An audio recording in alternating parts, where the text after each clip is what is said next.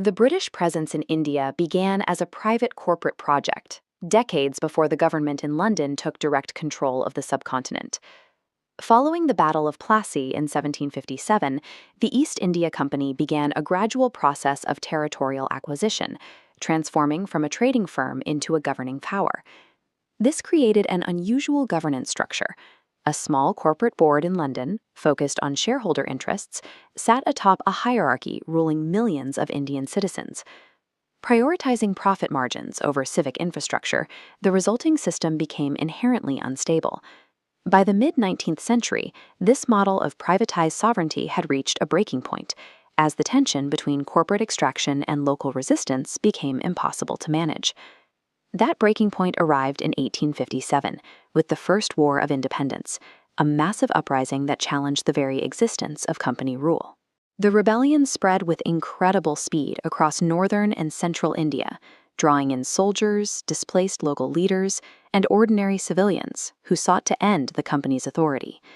The East India Company proved unable to contain the violence or maintain order. In a few months of intense conflict, the corporation effectively lost control of its most significant global holdings. The events of 1857 made it clear that a private trading firm could no longer maintain sovereignty over a population that was now organized and determined to resist. As the corporate administration collapsed, the British government in London stepped in to prevent the total loss of the territory. The primary fear for the British state was a power vacuum. If they did not intervene, they risked losing the economic and strategic advantages of the subcontinent to rival powers or internal revolution. In 1858, Parliament passed the Government of India Act, which formally abolished the East India Company and transferred all its responsibilities to the state. This shifted control of the military, the legal system, and the administration directly into the hands of the British Crown. This transition to state rule was a reactionary measure, a rescue mission designed to stabilize a failing corporate asset and secure it as a formal part of the British Empire. With the Crown assuming direct control in 1858, the period known as the British Raj officially began.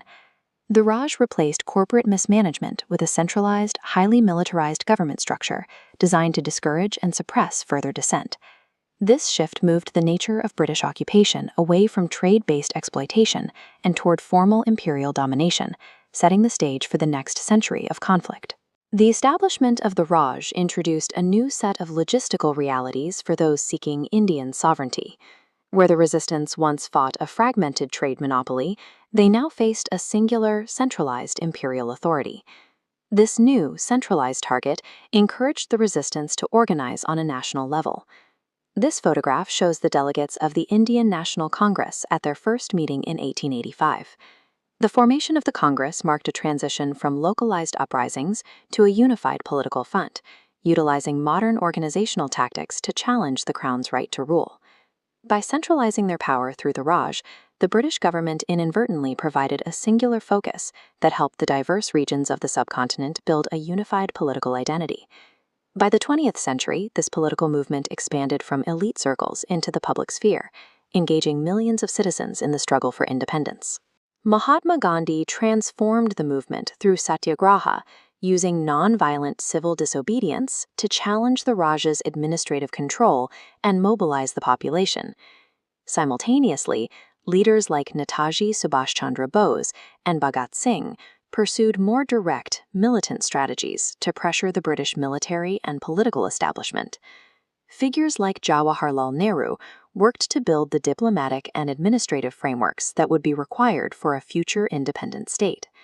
The combination of these diverse strategies led to the end of the British Raj and the achievement of Indian independence in 1947. The 1857 revolt ended the era of corporate rule and prompted the British government to consolidate power under the Raj.